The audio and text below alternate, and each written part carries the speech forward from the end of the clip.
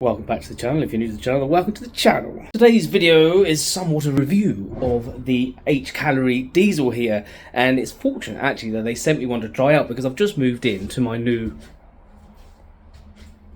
shipping container stroke storage stroke studio stroke workshop stroke headquarters. And it has no power in here and has no heating in here. What a better thing to try out than a portable diesel here to heat this place up. It's 20 feet long by something. It's quite a large. It's quite a big shipping container, as you can see. All metal, not insulated. Today is a particularly warm day, but I'm going to test this out on not such a warm day. But first, I've got to build it, so I'm going to do that, and I'm going to tell you all about it. And here it is, sat on my new desk. My new second-hand desk. So you've got a box of gubbins. This is all the usual stuff you get in a diesel heater setup. You've got your exhaust pipes and fittings, muffler, brackets, bit of ducting, your wiring harness. Easy for you to say. You've got your brackets, Jubilee clips, and all that stuff to put it all together. It's pretty straightforward, I think. And the good thing about this one is it comes with a 240 power supply, so I can plug it into my EcoFlow, which means it does make it completely portable. Comes with your controller there, which you can dismount, and it has an extension cable, so I can put that on the wall and have the heater outside, which you would want to do anyway. Comes with a nice remote control there. It is 5-litre tank, which is all built in. Just put the diesel in there, the rest of the gubbins are inside. And there's your socket for your adapter there, but you can hook it up to a battery as well, obviously, 12-volt battery. It's all aluminium. It looks pretty cool. It's really light. I know it's got no diesel in it, but 5 litres of diesel probably add about 4 kilos to the weight of that. Yeah. This is an 8 kilowatt. Here's the instructions which come with it. That tells you how it all works inside if you're interested. And here's all the bits and bobs that come with it. Very straightforward really. Just follow this, put it all together, and off you go. I believe this one has Bluetooth as well, so you can run it off an app, which we'll do when we get it running. So this will be air intake there. This will be hot air out there. So the ducting will fit to that. And if we flip it over, you can see here, this will be exhaust outlet. It's always the furthest away from the fuel line. So that'll be the exhaust there, and that'll be the air in there. So what I'm going to do is I'm going to build it and then show you it, and then we'll get it running. And all that, we'll do some tests. Like I said, there's your cable for hooking up to a battery. Comes with little eye connectors there, and then just plugs into the back of the machine. Easy peasy. Here's the extension piece for the controller, so we can have that on the wall inside while the machine's outside, so we can still control it. Okay, we do have this bit in with the kit, and it doesn't show it in the instructions. I'm assuming it's for the exhaust to go on here, more than likely, and it'll go like that. It doesn't go all the way down, and it's pretty. It doesn't go all the way down. It's pretty loose. I can see if a Jubilee clip will clamp that. I'm not sure if it will. But I'm assuming that's what it's for. It doesn't say. Right, so it came with this little clamp here which screws in there. It is pretty tight, although I'm not convinced that's a seal, but the unit is meant to be outside, so I don't suppose it matters all that much. You would not use this indoors. Well, you blow the air indoors, but you have the unit outside, right? Cleverly, they've got a little access panel there, well, access gap, to stick your screwdriver up so you can do your Jubilee clip up on there. I thought that was pretty genius. Right, so that's the exhaust pipe on and air intake. You want the air as far away from the exhaust as possible, which there's a good bit of distance, which is good. It's got these little feet that slide on like this, which is cool, so you can bolt it down to something. Make it more secure, I suppose. Stop it getting stolen, maybe. Right, so this is basically it built. It didn't take very long, gotta say. Very good. And I've put the extension bit on, so I can have the controller. It's really long. That is really long. Have the controller in here and the unit outside, with it blowing in. You can obviously just leave it mounted on the side of there, but that works really well. So I'm going to get some diesel in it and go get my EcoFlow, and we'll get it going. So I've got it hooked up to my EcoFlow. It's pulling 115 watts on start up. I've just turned it on and it's doing its thing. I've got 1.5 litres of diesel in there, and here's the unit just outside the door. I'd have liked it if this cable was a bit longer, but we'll see how it goes. We'll get it rigged up. Air intake's down there, the exhaust is going out that way. It doesn't touch the floor, the exhaust, but I'd probably like to put this up on breeze blocks or something, maybe, to keep it out of any puddles. But it is blowing air, no hot air yet, but it's blowing air.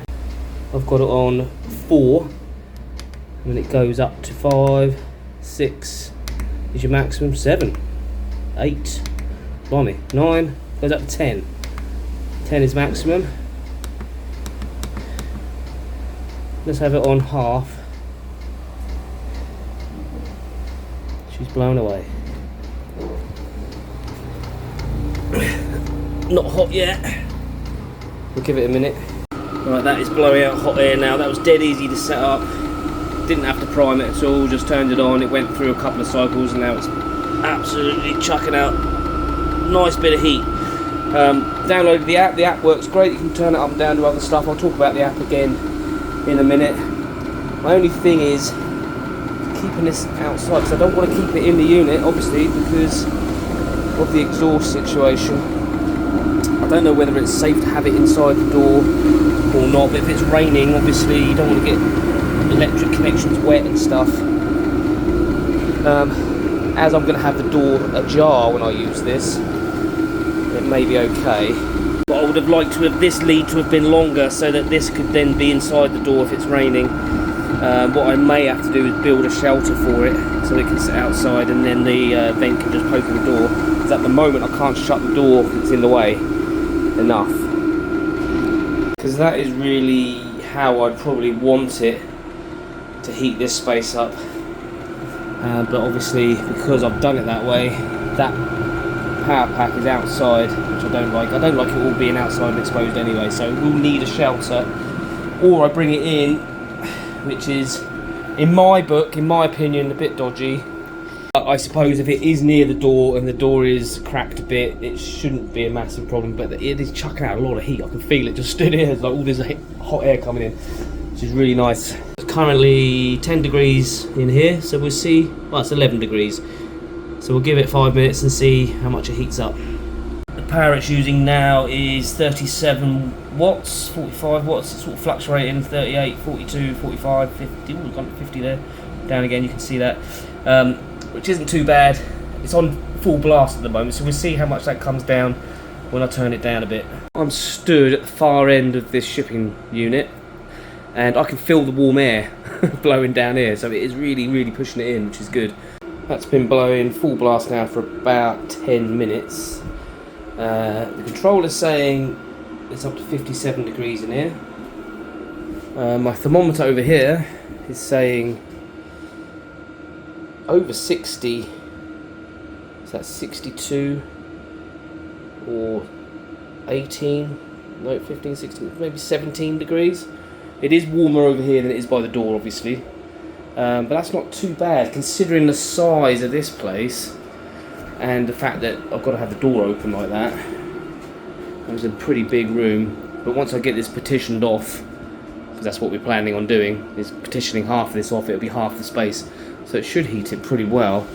I may put something across there as well to block out most of the draft. Just knock the power down on it to 5, which is half, and that's the power it's using at the moment. If I knock it down to 1 with the remote, oh, that's the wrong way. Got to say the remote worked straight away, didn't have to pair it at all, and the app was really, really easy to set up. That's on 1 now, and there's your power consumption. pretty low.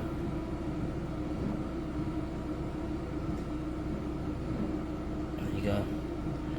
21 watts on low. Right, for the purpose of testing, I've brought the unit inside and I've got the exhaust going out the door there, so I can close the door a bit more. I don't like it being inside though, because obviously if exhaust gases leak from the unit, they're leaking inside. But it is by the door and that is slightly open. Don't worry, I'm safe. But it is making a massive difference to the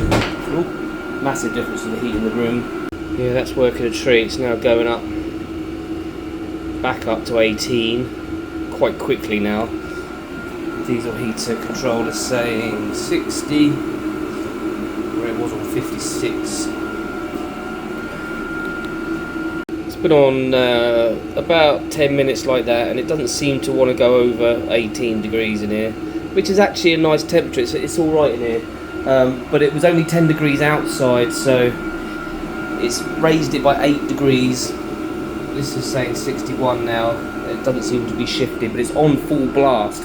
Bearing in mind this is quite a large area, and I do have the door open a little bit.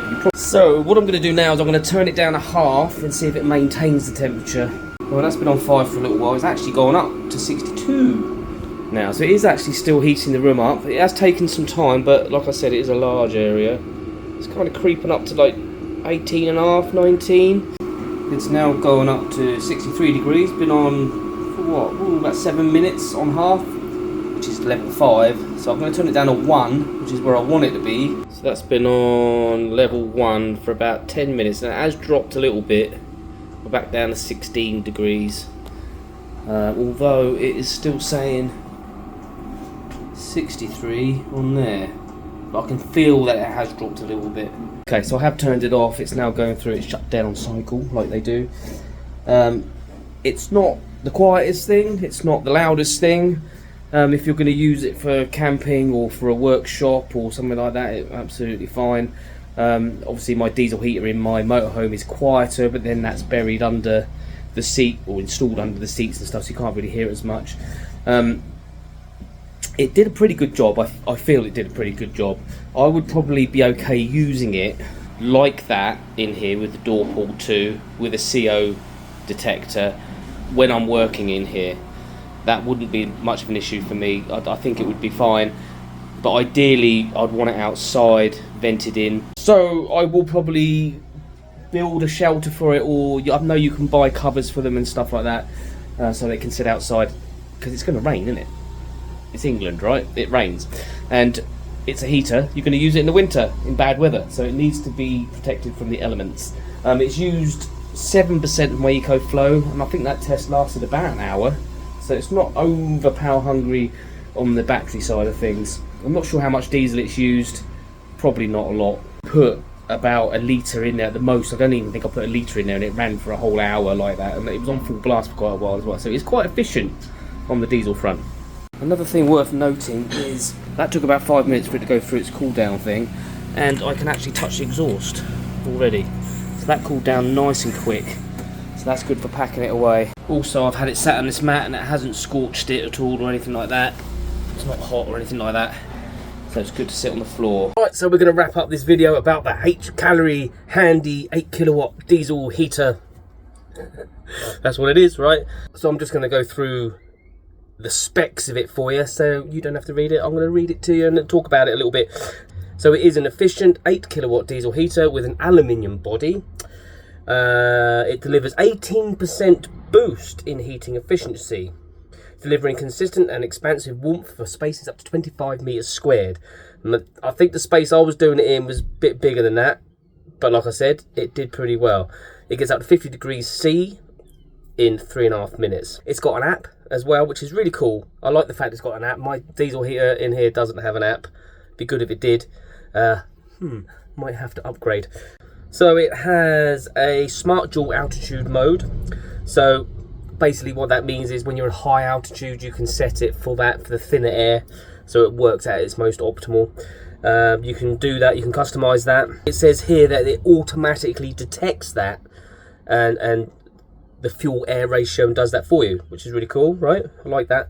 It's got loads of safety features which you want, from overheating, short circuit, reverse connection, over voltage and all that stuff as well. For van life, obviously I have a diesel heater in here, like I said before, and that's one of those ones that is internally mounted, so it fits onto a turret board and the exhaust goes out the bottom of the van through a hole, so there's no exhaust connection inside the van. So if that ever did fail and leaked, then you're not going to get exhaust gases leaking into the van, which is really, really important. You wouldn't want to have this inside a van or a boat or anything like that, for that reason, but you can still use it, of course. You just have to have it outside. My vision of that would be that you would have it in a protective box, which you need anyway, right? And you could have that mounted to the outside of the van and then vent that air in. So just simply be cutting I think a 4-inch hole for the vent to come in. It comes with the covers and everything anyway, to make that neat, and then you could have the air blowing in. The unit would be outside. You've got the extension cable as well, so you can mount the controller inside. Again, it's just a case of drilling a little hole through the wall, but you can use it with the app too, so that's really cool. And then you've got the added bonus of you've got your diesel tank, because it's all in one, right? When you fill it up, you fill your diesel up with it in your van, you can fill that up at the same time. That's what I would do if I was going to use it in the van. I may still use it in the van yet, we'll see how it goes, but I'm definitely going to use it in my workshop, as I showed you. Really, that's basically it. So I think all in all, it is a good product. It did more than I thought it was going to do, because that's a big area not insulated, and it did warm it up quite well in there quite quickly. So yeah, it's a winner chicken dinner for me for this product. There is a 10% discount code as well in the link in the description if you want to click that, if you're interested in this. But yeah, overall I was quite impressed with the build quality, quite impressed with how it all works. I like the app. It's a very, very usable product this time of year. People are looking at diesel heaters, aren't they? So winner chicken dinner. So I'm going to leave the video there. Don't forget to like, comment, subscribe, and all that good stuff. God bless you, and I'll see you in the next one. Here's the jingle. We'll ride these roads forever, side by side we'll chase the sweetest moments whispered in our little space.